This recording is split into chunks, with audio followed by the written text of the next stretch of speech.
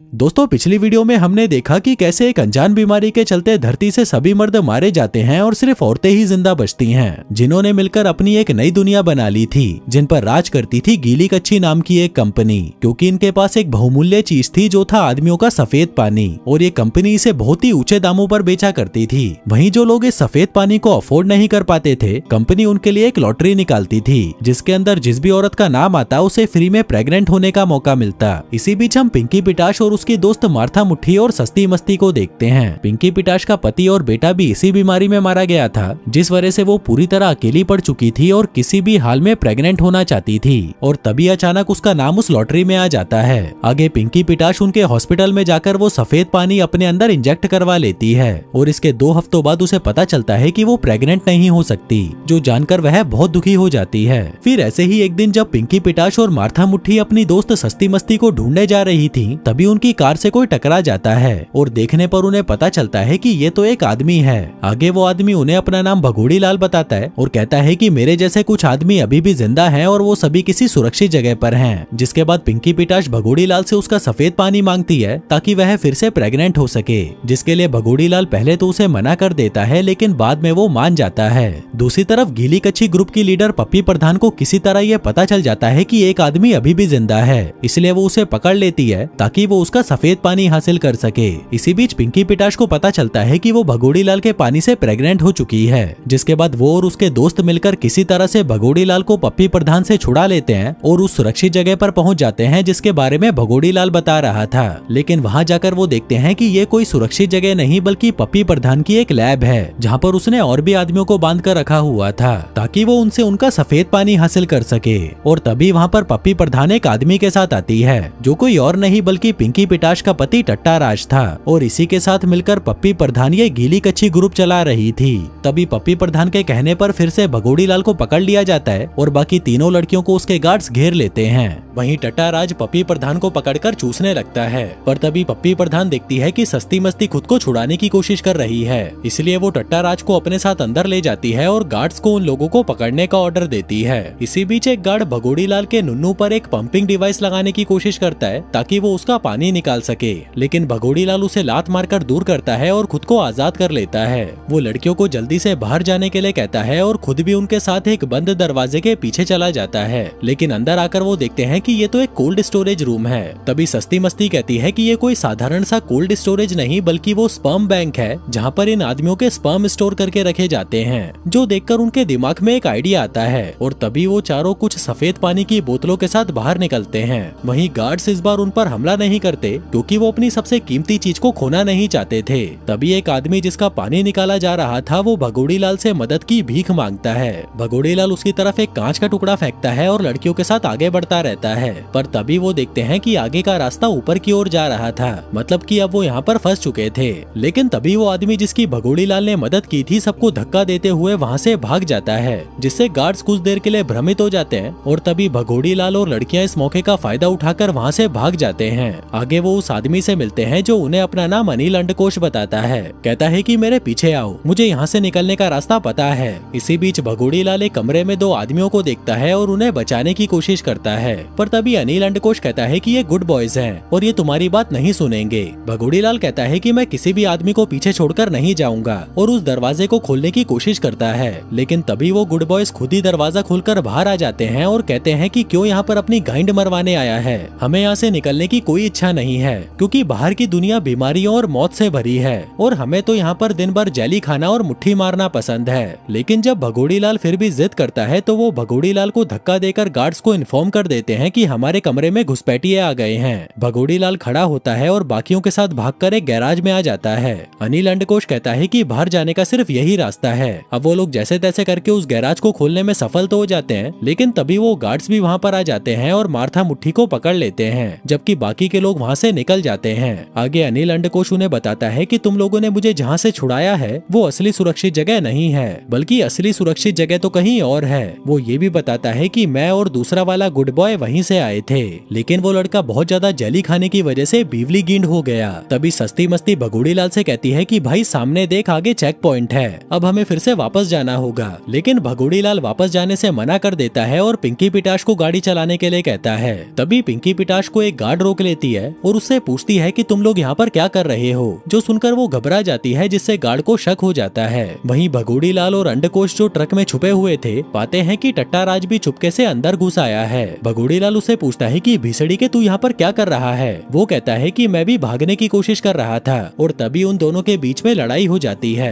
उधर वो गार्ड पिंकी पिटाश को कहती है कि अगर मैंने ये बटन दबा दिया तो बाकी के गार्ड्स भी यहाँ पर आ जाएंगे, लेकिन तभी सस्ती मस्ती गाड़ी से बाहर निकलकर उस गार्ड पर हमला कर देती है, जिसमें लड़ते लड़ते गार्ड के चेहरे पर चोट लगती है और वह बेहोश हो जाती है। उधर टट्टाराज गाड़ी से बाहर निकलकर भागने लगता है और भगोड़ी लाल और अनिल अंडकोश भी उसका पीछा करते हैं। भगोड़ी लाल उसे पकड़कर नीचे गिराता है और उसके चेहरे पर दे घुसंड पेलने लगता है। आगे जब उसको बांधकर उससे पूछताछ की जाती है, तब वह बताता है कि पप्पी प्रधान ने मुझे अपनी पिंकी का लालच देकर मेरा इस्तेमाल किया, लेकिन अब मैं तुम्हारी साइड हूँ। भगोड़ी लाल कहता है कि ये आदमी झूठा है और इसे फांसी दे देनी चाहिए। वो सस्ती मस्ती से कहता है कि शायद टट्टाराज सुरक्षित जगह का पता लगाकर बाकी लोगों को भी पकड़वाना चाहता है। वहीं अनिल अंडकोश कहता है कि मुझे भी यही लगता है, हम किसी गद्दार को अपने साथ नहीं ले जा सकते। जिसके बाद भगोड़ी लाल टट्टाराज को रस्सी से लटकाता है और उसे कार से बांध देता है, जो देखकर सस्ती मस्ती पिंकी पिटाश को कहती है कि प्लीज इसे बोलना यार, ऐसा ना करें। लेकिन पिंकी पिटाश उसकी कोई बात नहीं सुनती, क्योंकि वो टट्टाराज के धोखे से अभी भी सदमे में थी।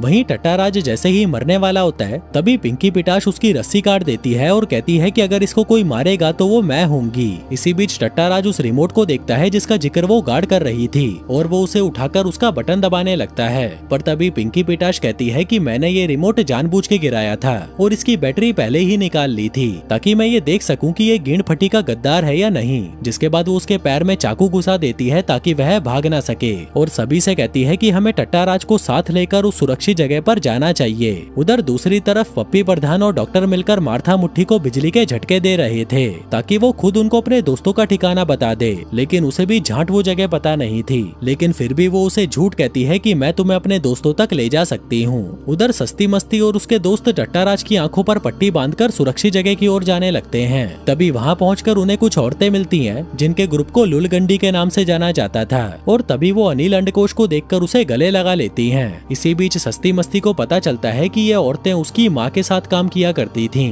तभी पिंकी पिटाश पूछती है कि यहाँ पर इतने कम लोग क्यों हैं, जबकि ये जगह तो आदमियों से भरी होनी चाहिए थी। इसी दौरान एक औरत टट्टाराज को चेक करने लगती है, जो उन्हें काफी आकर्षित लग रहा था। पर तभी भगोड़ी लाल उन्हें कहता है कि ये झूठा और चालाक आदमी है। तभी वहाँ पर जहरीला जॉन नाम का एक आदमी आता है और उन्हें बताता है कि मैं टूथब्रश बना रहा हूँ। उधर सभी ये देखकर हैरान थे कि सुरक्षित जगह पर सिर्फ एक ही आदमी कैसे है। भगोड़ी लाल पूछता है कि यहाँ पर सिर्फ एक आदमी क्यों है। वो बताती है कि बाकी सभी भीड़ के लिमंड भाग गए और कभी लौट कर नहीं आए। जिसके बाद उन सभी को एक तरह की ड्रिंक पीने को दी जाती है, जो उनकी परंपरा का हिस्सा था। लेकिन भगोड़ी लाल को दाल में कुछ काला लग रहा था, इसलिए वह उसे पीने का सिर्फ नाटक करता है और पिंकी पिटाश को भी ऐसा ही करने को कहता है। वहीं सस्ती मस्ती तो उसे सारा पी जाती है। तभी पिंकी पिटाश उन लोगों से मदद मांगती है, ताकि वो मार्था मुट्ठी और उन बाकी आदमियों को पप्पी प्रधान से छुड़वा सके, पर कबीले की लीडर उन्हें मना कर देती है। इसी बीच सस्ती मस्ती की आंखें धुंधली होने लगती हैं और उसे अजीब अजीब चीजें दिखाई देने लगती हैं, जो सब बाकी लोगों के साथ भी हो रहा था,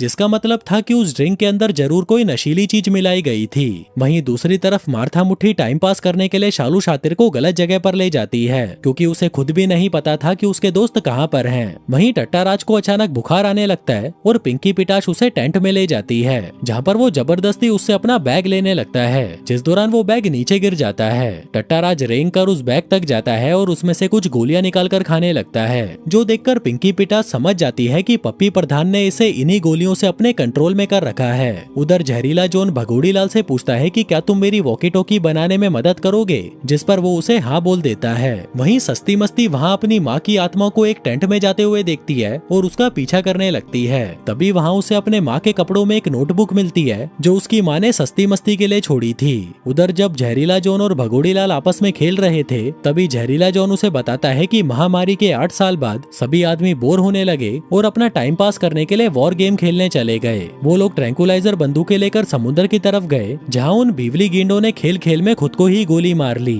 और ये सब मेरी वजह से हुआ क्योंकि वो बंदूकें मैंने ही बनाई थी, जो कहकर वो रोने लगता है। तभी भगोड़ी लाल उसके पास आता है और उसे संभालने लगता है। इसी दौरान सस्ती मस्ती वहाँ पर आती है और जहरीले जॉन को उसके दांत दिखाने को कहती है। वो बताती है कि मुझे अपनी माँ की डायरी में महामारी से बचने का इलाज मिल चुका है। उधर टट्टाराज को भी पता चल जाता है कि पिंकी पिटाश गर्भवती है और वह उससे अपने अपने पुराने दिनों की बातें करने लगता है जहाँ पर वो और उसका परिवार साथ में रहते थे। वो बताता है कि मैंने अपने बेटे की मौत के दर्द से उभरने के लिए ही ये गोलियां लेनी शुरू की, लेकिन साली कुतिया तूने क्या किया, और अब एक और बच्चा पैदा करके उसे अपने बेटे की जगह देना चाहती है। जो सुनकर पिंकी पिटाश उसे एक चमाट मारती है और कहती है कि भीसड़ी के तेरी वजह से ही मैं अपनी बेस्ट फ्रेंड से दूर हो गई हूँ। टट्टाराज कहता है कि मैं तुम्हें पप्पी प्रधान के गुप्त अड्डे तक ले जा सकता हूँ, लेकिन पिंकी पिटाश उस पर भरोसा नहीं करती और उसे चाकू से मारने की धमकी देती है। उधर सस्ती मस्ती जहरीले जॉन के दांत देखकर खुश हो जाती है और कहती है कि यही महामारी से बचने का इकलौता उपाय है, लेकिन इसकी पुष्टि करने के लिए हमें इसे पप्पी प्रधान की लैब में ले जाना होगा।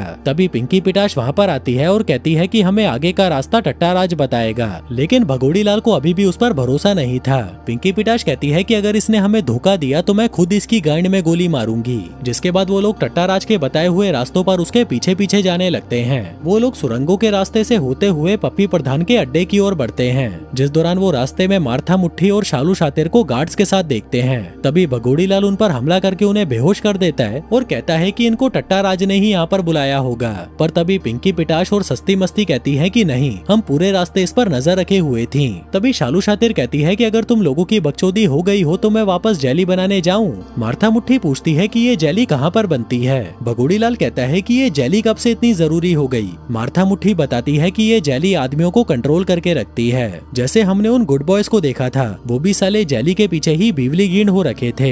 जिसके बाद वो सभी शालू शातिर के घर जाने का फैसला करते हैं ताकि वो वहाँ पर जेली बना सके। आगे शालू शातिर के घर पहुंचकर टट्टाराज पप्पी प्रधान के अड्डे का एक नक्शा बनाता है, जिसको शालू शातिर भी देखकर कंफर्म करती है और कहती है कि इसका बनाया नक्शा एकदम सही है। जिसके बाद वो सभी वहाँ पर कुछ देर रिलैक्स करते हैं। फिर रात में टट्टाराज सस्ती मस्ती को उसकी पुरानी तस्वीर देखते हुए पाता है, जो उसे अपनी मॉम की नोटबुक में से मिली थी। टट्टाराज उससे उसकी माँ की तबीयत के बारे में पूछता है, जिस पर सस्ती मस्ती कहती है कि तुम्हें नहीं पता होगा कि पप्पी प्रधान ने मेरी माँ की याददाश्त मिटा दी थी। जिसके बाद सस्ती मस्ती उसे दिखाती है कि मेरे दिमाग में एक छेद किया गया था ताकि वो लोग मुझे किसी भी स्थिति में कंट्रोल कर सकें। फिर अगले दिन सस्ती मस्ती और बाकी के लोग टट्टाराज की बताई हुई सीक्रेट सुरंगों से आगे बढ़ने लगते हैं और एक गुप्त दरवाजे तक पहुँच जाते हैं, जो उन्हें पप्पी प्रधान के अड्डे तक ले जाता था। अंदर आकर शालू शातिर एक अजीब सा बटन दबाती है, जिससे अलार्म बजने लगता है। वहीं पिंकी पिटाश को कुछ गड़बड़ लग रही थी, इसलिए वह वापस उस दरवाजे की तरफ जाती है जो अब बंद हो चुका था। अब ये देखकर पिंकी पिटाश की फटने लगी थी कि कहीं टट्टाराज ने उन्हें फिर से धोखा तो नहीं दे दिया।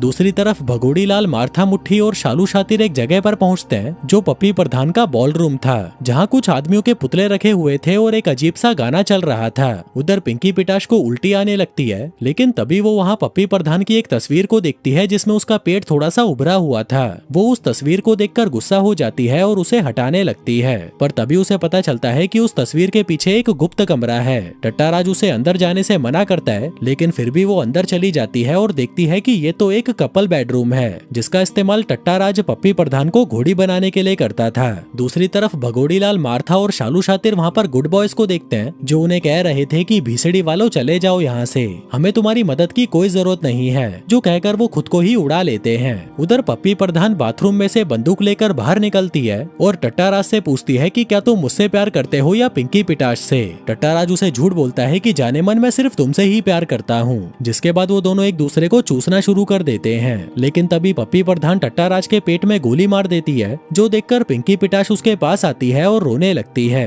तभी सस्ती मस्ती और छप्पन छुरी भी गार्ड्स के साथ वहाँ पर आती है और देखती है कि पप्पी प्रधान के कपड़ों पर खून लगा है। सस्ती मस्ती कहती है कि इसने टट्टाराज को जानबूझकर मारा, पर तभी पप्पी प्रधान खुद को चोट पहुंचाकर कहती है कि नहीं, इन लोगों ने मुझ पर पहले हमला किया था। जो देखकर छप्पन छुरी भी कंफ्यूज हो जाती है और वो पप्पी प्रधान को बचाकर वहां से चली जाती है। अब टट्टाराज की मौत के बाद वो लोग एक नए मिशन की तैयारी करने लगते हैं। मार्था मुट्ठी कहती है कि हमें पप्पी प्रधान को उसके गुनाहों की सजा देनी पड़ेगी। वो बताती है कि कुछ दिनों बाद सरकारी दफ्तर में मेंटेनेंस मंडे होने वाला है और हमारे पास यही एक मौका है प्रधानमंत्री से मिलकर उनको पप्पी प्रधान के सारे कारनामों के बारे में बताने का। जो सुनकर भगोड़ी लाल और शालू शातिर उसका साथ देने को तैयार हो जाते हैं। आगे भगोड़ी लाल सस्ती मस्ती से बात करने जाता है, जो अभी भी अपनी माँ की डायरी को समझने की कोशिश कर रही थी। तभी उसे वहाँ पर एक कोड दिखाई देता है और वह कहता है कि हमें इसे समझने के लिए मिलिट्री मैप चाहिए, जिस पर सस्ती मस्ती कहती है कि शायद ये हमें सरकारी रिकॉर्ड्स में मिल सकता है। जिसके बाद वो सभी शहर की तरफ निकल जाते हैं। आगे वहाँ पहुंचकर जब मार्था मुट्ठी और शालू शातिर गवर्नमेंट हाउस की तरफ जा रही थी,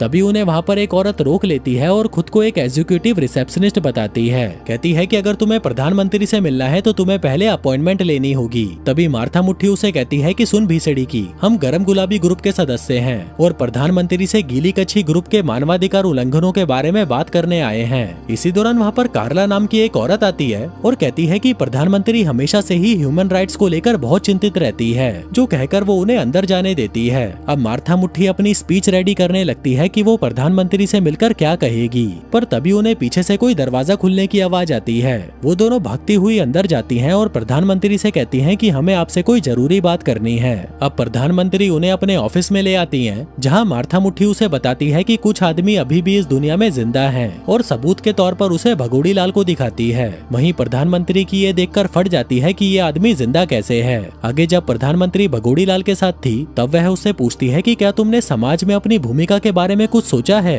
उधर भगोड़ी लाल को लग रहा था कि प्रधानमंत्री की नीयत ठीक नहीं है। तभी प्रधानमंत्री उसे कहती है कि तुम्हें अपनी कहानी प्रेस के सामने बतानी चाहिए। भगोड़ी लाल थोड़ा कंफ्यूज हो जाता है और कहता है कि मैं इस बारे में सोचकर बताऊंगा। आगे कार्ला उनके रहने का इंतजाम करती है और उनको बताती है कि हम लोग गीली कच्छी ग्रुप की घटनाओं की जांच करेंगे, जिस दौरान भगोड़ी लाल भी गीली कच्छी ग्रुप को बेनकाब करने के लिए इंटरव्यू देने को तैयार हो जाता है। जिसके बाद वहाँ तुरंत प्रेस कॉन्फ्रेंस बुलाई जाती है। प्रधानमंत्री प्रेस वालों को सब कुछ बताती है कि उन्हें यहाँ पर किस लिए बुलाया गया है। जिसके बाद वो भगोड़ी लाल को मंच पर बुलाती है, लेकिन तभी अचानक एक गोली चलती है और प्रधानमंत्री नीचे गिर जाती हैं। भगोड़ी लाल ये देखकर अपनी बंदूक आगे करता है, जिससे सबको लगता है कि उसी ने ही प्रधानमंत्री को गोली मारी है। भीड़ पागल हो जाती है और भगोड़ी लाल सबको धमकाकर वहाँ से भागने लगता है। वो लड़कियां भी उसके पीछे जाती हैं और तभी पिंकी पिटाश कहती है कि भगोड़ी लाल को फंसाया गया है। उधर भगोड़ी लाल सबसे छुपकर सड़क पर भाग रहा था, पर तभी मार्था मुट्ठी आकर उसे अपने साथ चलने को कहती है। भगोड़ी लाल तुरंत मार्था की साइकिल पर बैठ जाता है, लेकिन वो साइकिल उनका वजन नहीं झेल पाती और काफी स्लो चलने लगती है। तभी मार्था एक शॉर्टकट लेती है और भगोड़ी लाल को हवा में उछाल देती है, जिसके बाद वो सभी एक गोडाउन में जाकर छुप जाते हैं। तभी पिंकी पिटाश बताती है कि मैंने गीली कच्छी ग्रुप के एक डॉक्टर को कार्ला से बात करते हुए देखा था, जिसका मतलब है कि कार्ला गीली कच्छी ग्रुप के लिए ही काम करती है। तभी वहाँ बागियों की एक कप्तान आती है और उनसे पूछती है कि क्या तुम लोग सरकार से भाग रहे हो। वो बताती है कि कई लोग तुम्हारी तरह ही भागे हुए हैं, जिनमें से एक के सर पर तो $10,000 का इनाम है। वो कहती है कि मैं तुम्हें गीली कच्छी ग्रुप के गार्ड से बचा सकती हूँ, लेकिन बदले में मुझे उस आदमी के मेडल्स चाहिए, जिसके लिए वो लड़कियां भी मान जाती हैं। आगे वो लड़की उन्हें शहर की गुप्त सुरंगों में ले जाती है, जहाँ पर डार्क वेब के लोग रहते थे। वो लोग देखते हैं कि यहाँ पर तो आदमी और औरतें बहुत ही सामान्य रूप से रह रहे हैं। कैप्टन बताती है कि इनमें से बहुतों को तो महामारी के बारे में पता भी नहीं है, क्योंकि ये लोग यहाँ से कभी बाहर ही नहीं निकले। जिसके बाद वो उन्हें ऊपर लेकर आती है और कहती है कि तुम लोग कुछ देर चुप रहना। तभी सस्ती मस्ती का ध्यान किसी चीज पर पड़ता है, जिसके बाद वो और भगोड़ी लाल सस्ती मस्ती की माँ की डायरी में दी हुई लोकेशन को एक मिलिट्री मैप के जरिए ढूंढने की कोशिश करने लगते हैं और फाइनली उन्हें वो जगह मिल जाती है। लेकिन कोऑर्डिनेट्स जिस लोकेशन को बता रहे थे वो जगह इतनी छोटी थी कि मैप में दिखाई भी नहीं दे रही थी। तभी मार्था मुट्ठी कैप्टन से पूछती है कि तुम हमें इस लोकेशन तक ले जाने का कितना चार्ज करोगी, जिस पर वो कहती है कि तुम लोगों की गाइंड में इतना गूदा ही नहीं है कि तुम हमें अफोर्ड कर पाओ, खासकर जब मुझे पता चला कि ये मेडल्स नकली हैं। तभी अचानक टीवी पर पप्पी प्रधान आती है और घोषणा करती है कि प्रधानमंत्री को मारने वाले ट्रेटर को सजा दी जाएगी और भगोड़ी लाल का इनाम बढ़ाकर $1,00,000 कर देती है। अब क्योंकि भगोड़ी लाल उनके साथ था तो कैप्टन कहती है कि मैं तुम्हें वहाँ पर ले जाने को तैयार हूँ। उधर पिंकी पिटाश उसके इरादे समझ चुकी थी, इसलिए वह कहती है कि अब हम तुम्हारे साथ कोई काम नहीं करना चाहते। कैप्टन कहती है कि या तो तुम लोग मेरे साथ काम करो या भगोड़ी लाल को मुझे दे दो। तभी मार्था मुट्ठी को लगता है कि ये लोग उन्हें आसानी से पकड़कर पप्पी प्रधान के हवाले कर सकते हैं, इसलिए वो कैप्टन को एक काउंटर ऑफर देती है। कहती है कि अगर तुम हमें इस लोकेशन तक ले जाओगी तो हम तुम्हें एक बहुत ही कीमती चीज देंगे। कैप्टन सोचने लगती है कि $1,00,000 से ज्यादा कीमती और क्या हो सकता है, लेकिन फिर भी वो उसके लिए मान जाती है। कहती है कि तब तक के लिए भगोड़ी लाल यहीं रहेगा और अगर तुम लोग 24 घंटों में वापस नहीं आते तो मैं भगोड़ी लाल को पप्पी प्रधान को सौंप कर उससे इनाम ले लूंगी। इसके बाद वो लड़कियां वहाँ से सीधा पप्पी प्रधान की लैब में घुस जाती हैं और पाती है कि वहाँ का स्पर्म बैंक खाली हो चुका है। वो देखती हैं कि सारे कंटेनर कहाँ चले गए। तभी वहाँ एक डॉक्टर आती है और जल्दी से गार्ड्स को बुला लेती है। वहीं गार्ड्स वहाँ पर आकर उन लड़कियों को घेर लेते हैं, जिसके बाद उन्हें एक कांच के कमरे में बंद कर दिया जाता है। अब सस्ती मस्ती को जोर का मूत लगा था तो वो उस कमरे में ही बैठकर मूतने लगती है, जिस दौरान वो जहरीले पाद भी मार रही थी, जिस सबसे मार्था मुट्ठी चिढ़ जाती है और उसके पास आकर उसकी पैंट ऊपर करने लगती है। लेकिन सस्ती मस्ती अपनी पैंट ऊपर करने से मना कर देती है, जिस दौरान उन दोनों के बीच में लड़ाई हो जाती है। तभी गार्ड्स वहाँ पर आते हैं और उन दोनों को अलग करते हैं। इसी बीच एक डॉक्टर वहाँ पर आती है और गार्ड्स को उन्हें छोड़ने के लिए कहती है। आगे आगे छप्पन छुरी उन लोगों को पप्पी प्रधान के पास ले जाती है। तभी पप्पी प्रधान पिंकी पिटाश को एक अलग कमरे में ले जाती है, जहाँ पर वो एक शैंपेन की बोतल खोलती है और पिंकी पिटाश को उसे पीने को कहती है। वो बताती है कि मैंने तुम्हारी ब्लड रिपोर्ट देखी थी और तुम्हारे पेट में एक लड़का है बिल्कुल मेरी तरह। जिसके बाद वो पिंकी पिटाश को एक ऑफर देती है, अगर तुम अपना बच्चा मुझे पालने के लिए दे दो तो मैं तुम्हारे दोस्तों को जाने दूंगी और तुम्हें इतना सफेद पानी दूंगी कि तुम अपने लिए 5-6 बच्चे और पैदा कर सको। दरअसल पप्पी प्रधान इस दुनिया की इकलौती ऐसी औरत बनना चाहती थी जिसने लड़के को जन्म दिया है, ताकि वो इसका इस्तेमाल अपने पॉलिटिकल सपोर्ट के लिए कर सके। लेकिन कुछ देर सोचने के बाद पिंकी पिटाश उसका ऑफर ठुकरा देती है और तभी पप्पी प्रधान चाकू से उसके पेट पर कई बार वार करती है। वहीं उनकी आवाजें सुनकर छप्पन छुरी अंदर आती है और पप्पी प्रधान के कपड़ों को खून से सना देखकर वो समझ जाती है कि पिंकी पिटाश टाएं बोल चुकी है। पर तभी पिंकी पिटाश खड़ी होती है और अपनी शर्ट खोलकर उन्हें नकली खून वाले बैग्स दिखाती है। वो कहती है कि पप्पी प्रधान ने मुझे मारने की कोशिश की। वहीं पप्पी प्रधान बेहोश हो जाती है, लेकिन छप्पन छुरी ये देखकर कंफ्यूज हो जाती है और उन्हीं लोगों पर बंदूक तान देती है। लेकिन तभी सस्ती मस्ती उसके पास आती है और उसे बताती है कि हम लोग पप्पी प्रधान के पास किस तरह पहुँचे। दरअसल हमें पहले ही पता था कि पप्पी प्रधान पिंकी पिटाश को मारने की कोशिश करेगी, इसलिए पिंकी पिटाश ने अपने नाखूनों पर बेहोशी की दवा लगा ली थी। और फिर जब पप्पी प्रधान ने उसे मारने की कोशिश की तब पिंकी पिटाश ने उसे अपने नाखूनों से खरोच कर बेहोश कर दिया। सस्ती मस्ती कहती है कि हमने बागियों की कप्तान से वादा किया था कि हम उसे भगोड़ी लाल के बदले पप्पी प्रधान लाकर देंगे और यही उसके लिए सबसे कीमती चीज होगी। छप्पन छुरी कहती है लेकिन मैंने कसम खाई थी कि मैं इनकी रक्षा करूंगी। पर तभी सस्ती मस्ती उसके होठों पर किस करती है, जिसके बाद छप्पन छुरी भी उनका साथ देने को तैयार हो जाती है। वहीं शालू शातिर ये देखकर हैरान हो जाती है कि भीड़ के लिंड ये दोनों एक दूसरे से प्यार करते थे। आगे वो लोग पप्पी प्रधान को एक बड़े से केक में छुपा देती हैं और उस बिल्डिंग से बाहर ले जाने लगती हैं। वहीं कैप्टन जो भगोड़ी लाल को पप्पी प्रधान के हवाले करने आई थी, वो उन लड़कियों को इतने बड़े केक के साथ देखकर समझ जाती है कि आखिर इन भड़वियों ने कर ही दिखाया। तभी सीन शिफ्ट होता है और हम पप्पी प्रधान को देखते हैं जो बेहोशी से जागती है और खुद को समुद्र के बीचों बीच पाती है। उसकी गींड फट जाती है और वो जोर जोर से चिल्लाने लगती है। उधर कैप्टन अपने दोस्तों को बता रही थी कि हम इंटरनेशनल बॉर्डर क्रॉस कर चुके हैं, जिसके बाद वो लड़कियां बारी बारी से पप्पी प्रधान का ध्यान रखने लगती हैं, जो देखकर पप्पी प्रधान समझ चुकी थी कि अब वो बच नहीं सकती। थोड़ी देर बाद वहाँ पर पिंकी पिटाश आती है, जिसको देखकर पप्पी प्रधान कहती है कि टट्टाराज का पहला प्यार हमेशा से मैं ही थी और जल्दी ही मैं उसके बच्चे की माँ बनने वाली हूँ। जो सुनकर पिंकी पिटाश को गुस्सा आ जाता है और वो उसे शिप से नीचे धक्का देकर मार डालती है। तभी सस्ती मस्ती की ये देखकर फट जाती है और वो पिंकी पिटाश से पूछती है कि तूने ऐसा क्यों किया, जिस पर पिंकी पिटाश उसे घूरते हुए कहती है कि गींड मरा। और दोस्तों इसी के साथ ही ये कहानी यहीं खत्म हो जाती है। धन्यवाद।